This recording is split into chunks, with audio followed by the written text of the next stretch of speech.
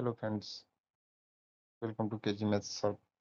पिछली क्लास में हमने प्रीवियस ईयर के कुछ क्वेश्चन को डिस्कस किया था। आइए आज की क्लास में कुछ और क्वेश्चन हम डिस्कस करते हैं। पहला क्वेश्चन है हमारे पास जो कि सिंप्लीफिकेशन से रिलेटेड है। 31 की पावर 16 गुणा 31 की पावर 3 भागित 31 की पावर 6 बराबर 31 की पावर क्वेश्चन मार्क। इसमें बेस समान है 31 की पावर 16 गुणा 31 की पावर 3 में, तो हम यहाँ पे घातांक का नियम लगाएंगे। बेस समान होने की स्थिति में घातों को जोड़ देंगे। भागित 31 की पावर 6 बराबर 31 की पावर x की जगह क्वेश्चन मार्क की जगह हम यहाँ पे x रख लेते हैं, तो हमारे पास हो जाएगा 31 की पावर 31। 16 और 3 को जोड़ेंगे तो यहाँ पे 19 आ जाएगा। डिवाइड 31 की पावर 6 बराबर 31 की पावर x। इसको आगे सोल्व करेंगे तो 31 की पावर 19 भाग के तो बटे में ले आएंगे, इसको हम 31 की पावर 6 आ जाएगा बराबर 31 की पावर x। बटे में यहाँ पे घातांक का नियम होता है कि बटे में अगर बेस समान है भिन्न में, तो यहाँ हम घातों को आपस में घटा देंगे, तो हमारे पास हो जाएगा 31 की पावर 19 माइनस 6 बराबर 31 की पावर x। 19 में से 6 गया तो ये हमारे पास बचेगा 13 बराबर 31 की पावर x। फिर से घातांक का नियम है यहाँ पे,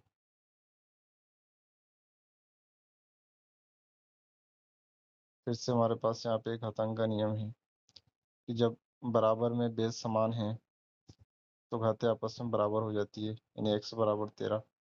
x जो हमने क्वेश्चन मार्क की जगह माना था, हमारा उसका जो आंसर है यहाँ पे 13। 13 option A will be right answer. चलिए नेक्स्ट क्वेश्चन की ओर बढ़ते हैं। नेक्स्ट क्वेश्चन है हमारे पास दो संख्याओं का योग गुणनफल हमको 14, 15, 45 दे रखा है। व्युत्क्रम का योग आपको बताना है। हम दो संख्या यहाँ पे मान लेते हैं ए और बी। ए और बी इनका योग जो है यहाँ पे 14 है, और उसके बाद ए गुणा बी गुणनफल हमको दे रखा है यहाँ पे 45। आपको इनका व्युत्क्रम का योग बताना है। तो ए का व्युत्क्रम 1/a होगा, व्युत्क्रम यानी उल्टा गुणात्मक प्रतिलोम जिसको बोल सकते हैं हम। और बी का व्युत्क्रम यानी 1/b। इसको हल करेंगे, क्रॉस गुणा कर लेंगे तो यह हो जाएगा a+b/ab। यही सवाल में पूछा था। a+b का मान हम यहाँ रखेंगे तो 14 है, जो कि सवाल में दे रखा था। a गुणा b ये 45, ये हमें क्वेश्चन में गिवन था। यही हमारा ऑप्शन जो है इसमें राइट होगा। इस क्वेश्चन का आंसर देखते हैं। 14/45 यहाँ पे हमारे पास ऑप्शन डी में है। ऑप्शन डी हमारे पास राइट हो जाएगा। चलिए नेक्स्ट क्वेश्चन की ओर बढ़ते हैं। नेक्स्ट क्वेश्चन हमारा एज रिलेटेड क्वेश्चन है, आयु संबंधित। पिता की आयु पुत्र की आयु की 6 गुना है और 4 वर्ष के बाद पिता की आयु पुत्र की आयु की 4 गुनी होगी, तो आपको उन दोनों की उम्र बताना है।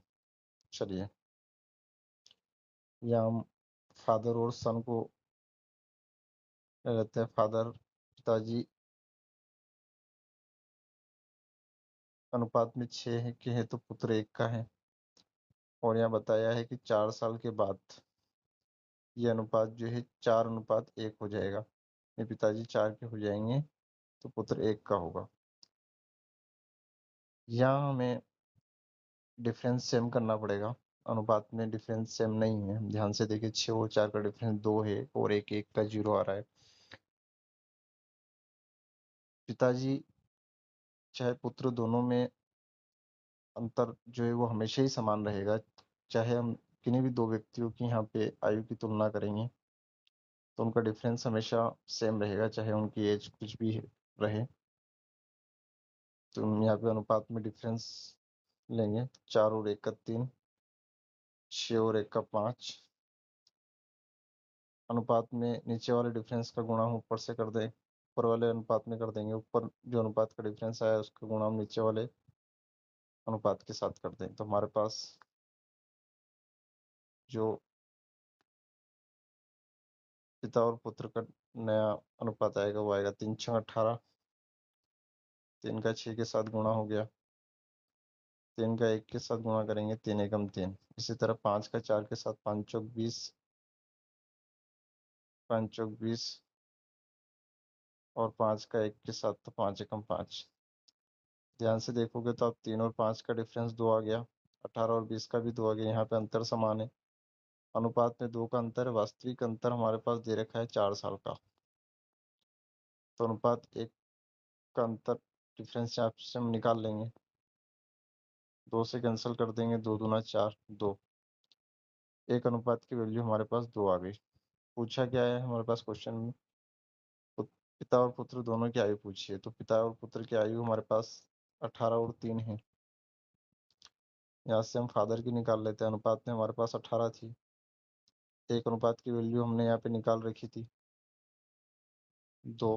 तो यहाँ पे हम 2 का गुणा कर देंगे, 8 दूना 36। यहाँ से हम पुत्र की आयु भी निकाल लेंगे, पुत्र की आयु जो है हमारे पास यहाँ पे 3 है, इसमें भी 2 का गुणा कर देंगे, 3 दूना 6। पिताजी की आयु 36 वर्ष और पुत्र की आयु 6 साल। 6 और 36 हमारे पास ऑप्शन सी में दे रखा है आंसर, ऑप्शन सी यहाँ पे हमारे पास राइट आंसर हो जाएगा। नेक्स्ट क्वेश्चन की ओर बढ़ते हैं। नेक्स्ट क्वेश्चन फिर से सिंप्लीफिकेशन का एक क्वेश्चन है हमारे पास। सवाल में दिया है कि क्वेश्चन मार्क की जगह क्या आएगा।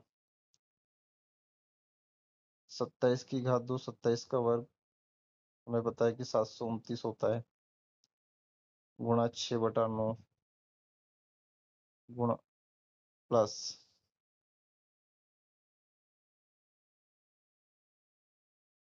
यहाँ पे प्लस 7 की घात 3 होता है 343, और प्लस 71। चलिए इसको सॉल्व कर लेते हैं, 9 से कैंसिल कर देंगे हम यहाँ पे, 9 से कैंसिल कर देंगे तो 9 एकम 9, 9 आठी 72 और 9 एकम 9। अब जो बचा उसका गुणा कर ले, 81 और 6 का गुणा करेंगे तो हमारे पास आएगा यहाँ पे 6 एकम 6 और 6 आठ 48, 486 ये हो गया, प्लस 343 और 71 को जोड़ लेंगे यहाँ पे, 3 और 1 4, 7 और 4 11, 3 और 1 4,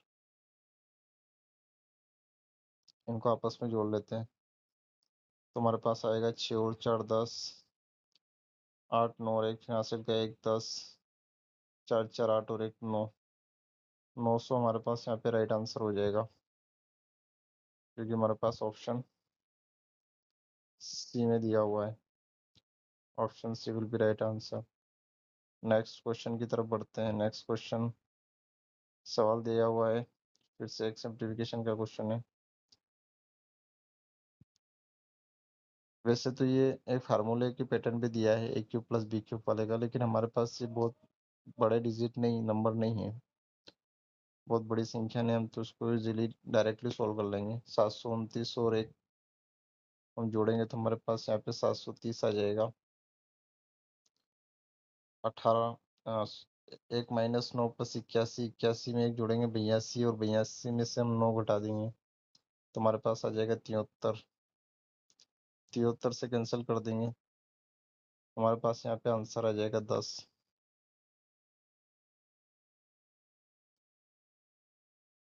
option C will be right answer. बहुत ही आसान क्वेश्चन था। चलिए नेक्स्ट क्वेश्चन की तरफ बढ़ते हैं। नेक्स्ट क्वेश्चन है हमारे पास कि एक त्रिभुज की भुजाएं हमको दे रखी है 3 और 4, 5 सेंटीमीटर। भुजाओं के मध्य बिंदु को मिलाने पर बने त्रिभुज का क्षेत्रफल आपको बताना है। हमें पता है कि हमारे पास जो यहाँ पे 3 और 4 5 भुजाएं दे रखी है, ये एक ट्रिपलेट बनाती है। ट्रिपलेट बनाती है यानी इससे हमें ये पता चल गया कि हमारे पास जो त्रिभुज बनने वाला है वो समकोण त्रिभुज है, जिनकी भुजा 3 4 और 5 एक ट्रिपलेट है यानी समकोण त्रिभुज है। इसने कहा कि इसकी भुजा के मध्य बिंदु से मिला के हमको एक और त्रिभुज बनाना है। भुजा के मध्य बिंदु से मिला के एक त्रिभुज बनाना है अपने को। तो हम यहाँ पे इन मध्य बिंदुओं को मिला देते हैं।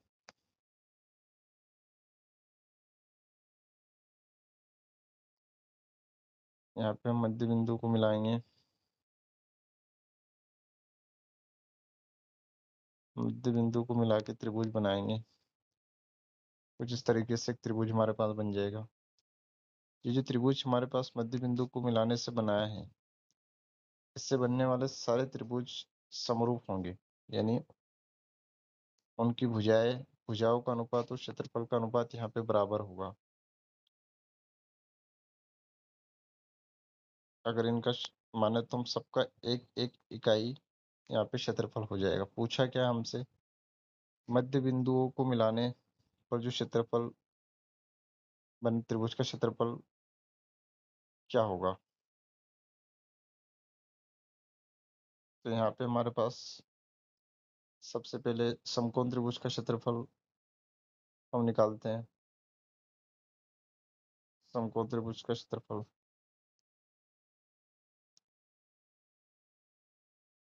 समकोण त्रिभुज का क्षेत्रफल, इसका फार्मूला हमारे पास होता है 1/2 आधार गुणा ऊंचाई, बेस इंटू हाइट। 1/2 आधार हमारे पास 4 दिया हुआ है, ऊंचाई हमारे पास 3 है। 2 से आप कैंसिल कर देंगे, 2 दूना 4। तो ये हमारे पास जो आएगा वो आएगा 6 सेंटीमीटर वर्ग। 6 सेंटीमीटर वर्ग जो हमारे पास आया है वो पूरे ही त्रिभुज का क्षेत्रफल आया है। पूरे ही त्रिभुज का क्षेत्रफल आया है हमारे पास। हमको इसके बीच वाले त्रिभुज का, जो मध्य बिंदु से बने त्रिभुज का क्षेत्रफल निकालना है। तो हम देखें तो ये मध्य वाला त्रिभुज इस पूरे त्रिभुज का 1/4 है। 1/4 है मतलब इसका 1/4 हिस्सा मध्य वाले का क्षेत्रफल हो जाएगा। 1/4 से हम गुणा कर देंगे, 2 से कैंसिल करेंगे, 2 दूना 4 और 2 तिया 6। 3/2 सेंटीमीटर वर्ग हमारा यहाँ पे मध्य वाले त्रिभुज का क्षेत्रफल होगा। ये राइट आंसर है। Option C will be right answer, 3/2 centimetre. चलिए, बहुत अच्छा क्वेश्चन था। नेक्स्ट क्वेश्चन की तरफ बढ़ते हैं। नेक्स्ट क्वेश्चन है हमारे पास सिंप्लीफिकेशन से है, स्क्वायर रूट से संबंधित सवाल है, बहुत ही आसान। 64, यहाँ पे हम रूट को अलग अलग कर लेंगे। √64 और √25 प्लस √81/√25। इसको आगे सोल्व करेंगे तो √64 8, 25 5 का वर्ग होता है। इन सबका रूट स्क्वायर निकालेंगे। 81 9 का होता है, फिर से 25 5। दोनों भिन्नों में हर समान है। हर को हम यहाँ पे एज इट इज लिख लेंगे और अंश को यहाँ पे हम जोड़ लेंगे। 8 और 9 को जोड़ेंगे, 17/5। 17/5 हमारे यहाँ पे राइट आंसर हो जाएगा। 17/5 भी राइट आंसर। ऑप्शन यहाँ पे सी हमारा सही हो जाएगा। चलिए नेक्स्ट क्वेश्चन। नेक्स्ट क्वेश्चन है हमारे पास √0.004096 का मान आपको बताना है। इससे पहले हम क्यूब रूट यहाँ पे 4096 का निकाल लेते हैं। 4096 का क्यूब रूट हमको पता होना चाहिए। इकाई से हम 3 अंकों का जोड़ा बनाएंगे। 6 हमारे 1 से 10 तक के वर्ग में हमारे 6 के घन में 6 आता है। इसके बाद जो ये 4 है ये बच गया, ये हमको 1 से 10 तक ऐसी संख्या सोचना है जिसका घन जो है वो 4 से या 4 से कम आए। तो हमें पता है 1 का घन 1 होता है और 2 का घन 8 होता है। तो 8 तो 4 से अधिक है, इसलिए हम 1 ही ले पाएंगे। तो यहाँ पे 16 यानी 4096 जो है हमारे पास, हमने इसका घन निकाला तो 16 आया। अब हमें ध्यान ये देना है कि इस सवाल के अंदर इकाई जो घनमूल है वो 3-3 अंकों के जोड़े में, तो 3 अंक का एक अंक हमारे यहाँ पे क्यूब रूट से बाहर आएगा घनमूल से। तो 16 को 3 अंक का एक अंक 0.004, 3 अंक का एक अंक 1 आ जाएगा, फिर से 3 अंक का एक जोड़ा 12 आएगा 6। इस तरीके से 0.16 हमारा यहाँ पे राइट आंसर होगा, जो कि ऑप्शन हमारे पास बी में दिया है। Option B will be right answer. Next question है हमारे पास -2 की घात 4 गुणा 2 माइनस 5, 4 दूना 8 -5 -2 की घात 8 में से 5 गया तो 3। जब घात विषम होती है तो हमारे पास जो भी आंसर निकल के आएगा वो माइनस का ही आएगा, क्योंकि हमारे पास माइनस, तो -8 यहाँ पे राइट आंसर हो जाएगा। ध्यान से देखें तो ऑप्शन ए में हमारा यहाँ पे -8 दिया हुआ है। चलिए नेक्स्ट क्वेश्चन फिर से एक ट्राइंगल का क्वेश्चन है। दिया है इसमें कि यदि DEF एक समबाहु त्रिभुज ABC की भुजाओं के मध्य बिंदु है तो आपको DEF और DC का क्षेत्रफल का अनुपात बताना है। सवाल को ध्यान से देखें तो मध्य बिंदु से अगर यहाँ पे मध्य बिंदुओं से त्रिभुज बनाया गया है तो इससे बनने वाले इस त्रिभुज के सारे त्रिभुज का यहाँ पे क्षेत्रफल एक इकाई होगा, यानी समान होगा। सारे त्रिभुज समरूप बनेंगे, एक समान बनेंगे। तो यहाँ पे इनका सभी का भुजाओं का अनुपात और क्षेत्रफल का अनुपात आपस में बराबर होगा। तो हम क्षेत्रफल को एक इकाई माने तो सभी बराबर होंगे। इसने बोला है त्रिभुज DEF, त्रिभुज DEF का अनुपात त्रिभुज DCE से बताना है। तो सभी का यहाँ पे क्षेत्रफल समान होने से, समान अनुपात में होने से यहाँ पे 1:1 इसका राइट आंसर हो जाएगा, क्योंकि एक इकाई हमने यहाँ पे इसको क्षेत्रफल को माना है। तो हमारे यहाँ पे आंसर हो जाएगा 1:1। Option D will be right answer. चलिए नेक्स्ट क्वेश्चन एक समकोण त्रिभुज जिसका परिमाप आपको 120 सेंटीमीटर है, दो लंब भुजाओं का अनुपात 5:12 है।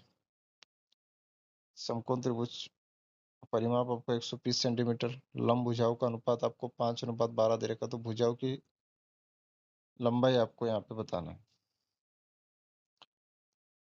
यहाँ पे हम समकोण त्रिभुज 5:12 से हमें पता चल रहा है कि एक ट्रिपलेट बन जाएगा 5:12:13 का। तो हम यहाँ पे लंबाई को 5x और इसमें आधार को 12x और 5:12:13 ट्रिपलेट है, तो इसकी एक और भुजा 13x हो जाएगी।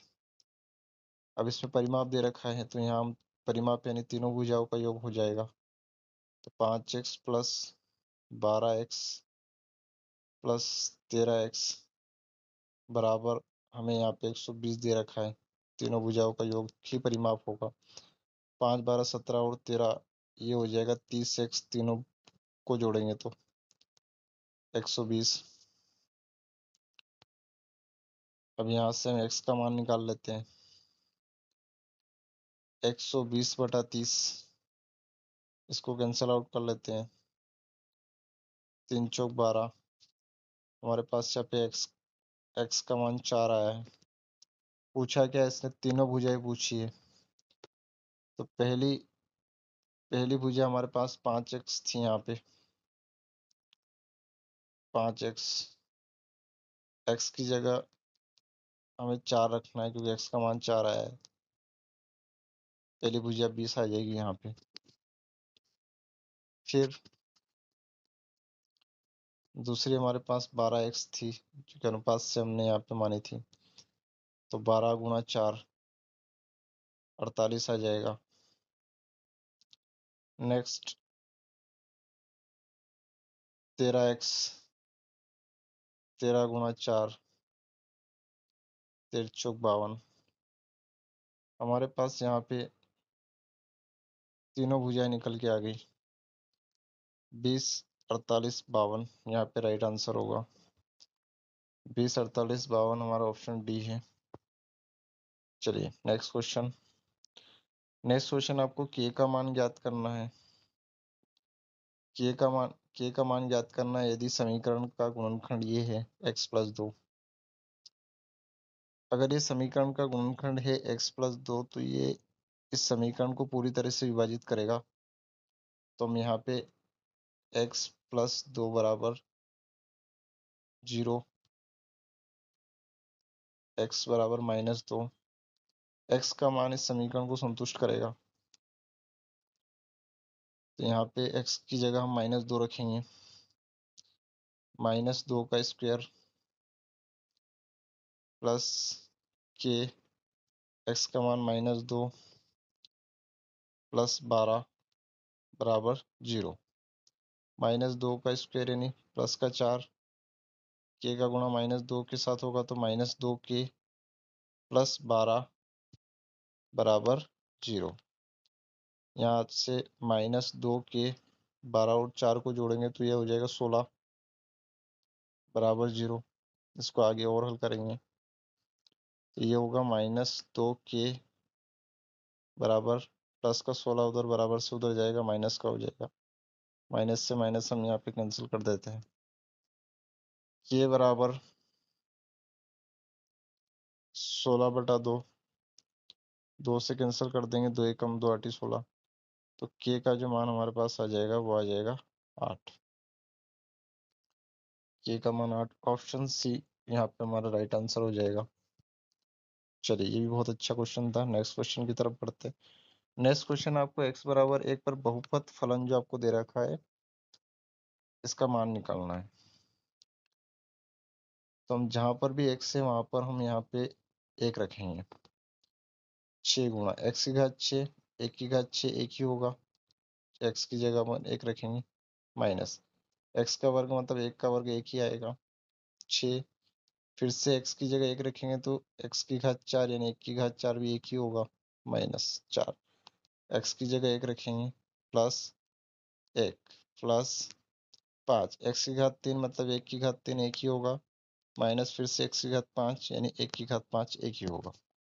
अब इसको यहाँ से सोल्व कर लेते हैं। 6 और 1 का गुणा 6 आ जाएगा, फिर 6 और 1 का गुणा 6, 4 और 1 का गुणा 4 प्लस 1 प्लस 5 और 1 का गुणा 5 और -1। यहाँ से प्लस का 6 से माइनस के 6 कैंसिल होकर 0 आ जाएगा। -4 और -1 -5 हो जाएगा और इससे ये प्लस का 5 भी कैंसिल हो जाएगा। -1 से +1 भी कैंसिल, कुल मिला के सारे आपस में घट जाएंगे। आंसर यहाँ पे 0 आ जाएगा। आंसर 0, ऑप्शन सी यहाँ पे हमारा जो है राइट आंसर होगा। चलिए नेक्स्ट क्वेश्चन आपको अनुपात दे रखा है। इस अनुपात में सबसे बड़ा वाला अनुपात बताना है कि कौन सा है। 2:3, 5:7, 75:120, 40:25 में सबसे बड़ा वाला अनुपात।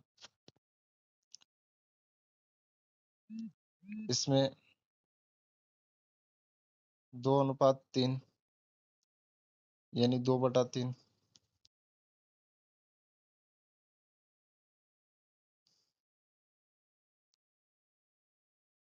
2/3 इसको हम हल करेंगे तो ये 0.3618 0.66 आएगा। फिर 5/7 को हल करेंगे, 0.7 7 एकम 7 0.71 आएगा। फिर हम 75/120 को हल करेंगे तो ये हमारे पास 15/75 और 15 × 8 = 120। फिर इसको हल करेंगे तो ये आएगा 8×6 = 48 और 8×2 = 16 0.62। फिर हम 40/25 को हल करेंगे, ये आएगा 5×8 = 40 और 5×5 = 25। इसको हल करेंगे 5 एकम 5 5×6 = 30। हम देखें तो हमारे पास 40/25 वाली भिन्न वाला जो अनुपात है ये सबसे बड़ा है, क्योंकि इसका हमारे पास आंसर 1.6 आ रहा है, बाकी सबसे बड़ा है। वैसे भी हम यहाँ से पता लगा सकते थे कि यहाँ पर ये अंश जो है बड़ा है इसमें हर से, तो ये यहाँ पे हमारे पास जो इसका आंसर होगा 40/25 हमारे यहाँ राइट आंसर होगा। वैसे भी हल कर सकते थे और सीधा भी हम यहाँ पे देखते तो हमारा अंश जो है वो हर से बड़ा था, जिससे भी हम इजीली देख सकते। बाकी अनुपात में हम देखें तो इनको भिन्न में बदलेंगे तो वो हर इनका बड़ा है, तो यहाँ पे ये उचित भिन्न होने से ये बड़ी हो जाएगी। चलिए नेक्स्ट क्वेश्चन है, यहाँ पे साइन को इंटरचेंज करना है, आपस में बदलना है, डिवाइड और प्लस को आपस में बदलना है, 3 और 1 को भी आपस में बदलना है, और इस व्यंजक को यहाँ पे मान रख के सॉल्व करना है। चलो रखते जाते हैं। 2 प्लस की जगह डिवाइड रखना है, डिवाइड।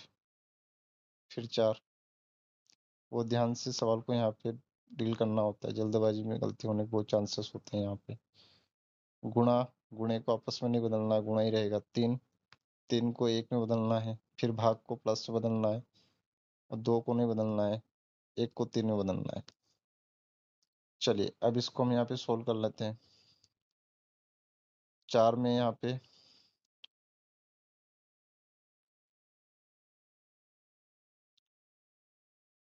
2/4 गुणा 1, और 2 में से यहाँ पे 3 को अपन घटाएंगे तो माइनस का 1 आ जाएगा।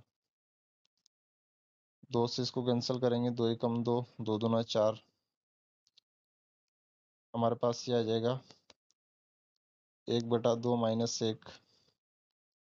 इसको हल करेंगे तो माइनस का 1/2,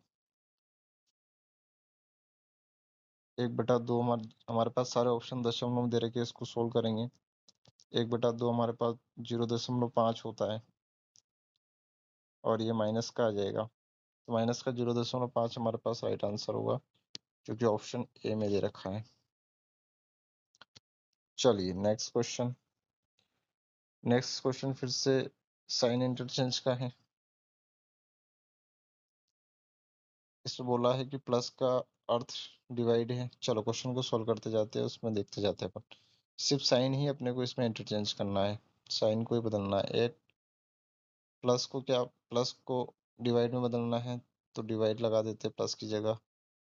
फिर 2, फिर डिवाइड को माइनस में, तो डिवाइड को माइनस में चेंज कर लेते हैं। माइनस को गुणे में चेंज करना है, माइनस को गुणे में चेंज कर लिया। गुणे को प्लस में, तो गुणे को यहाँ पे प्लस में चेंज कर लेंगे। बस अब इसको हल करेंगे, वही हमारा आंसर हो जाएगा। यहाँ पे 8/2 माइनस 3 और 4 का गुणा करेंगे तो 12 प्लस 6, 2 एकम 2, 2 चौक 8, यहाँ पे 4 -12 प्लस 6, इसको आगे हल करेंगे तो -12 प्लस 10 यानी कि -2 इसका राइट आंसर आएगा। -2 राइट आंसर, यानी ऑप्शन बी हमारा यहाँ पे राइट हो जाएगा। चलिए नेक्स्ट क्वेश्चन फिर से साइन इंटरचेंज का है, साइन आपस में बदलना है, प्लस और डिवाइड को चेंज आपस में बदलना है, इसके साथ साथ 3 और 4 को भी आपस में बदलना है और इस व्यंजक में मान रख के अपने को इसको सॉल्व करना है।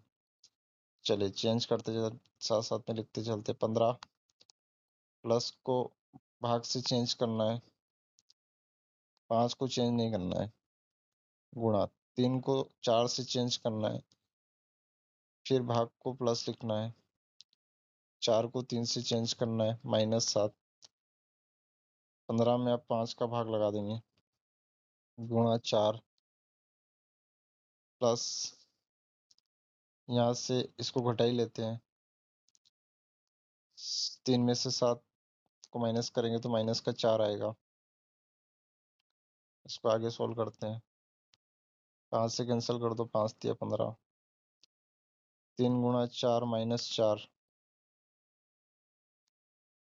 ये आ जाएगा 3 चौक 12, 12 में से 4 घटाएंगे तो 8 आ जाएगा। 8 हमारा राइट आंसर हो जाएगा, जो कि ऑप्शन डी में दिया हुआ है। चलिए नेक्स्ट क्वेश्चन। यहाँ पे हमारे लगभग सारे क्वेश्चन सॉल्व हो चुके हैं। आई होप कि आपको सेशन समझ में आए होंगे, सवाल सेशन आपके लिए हेल्पफुल रहा हो, आपको अच्छा लगा हो, लाइक और शेयर सब्सक्राइब जरूर करें। आज के लिए इतना ही काफ़ी है, मुलाकात करते हैं नेक्स्ट सेक्शन में। Thank you very much.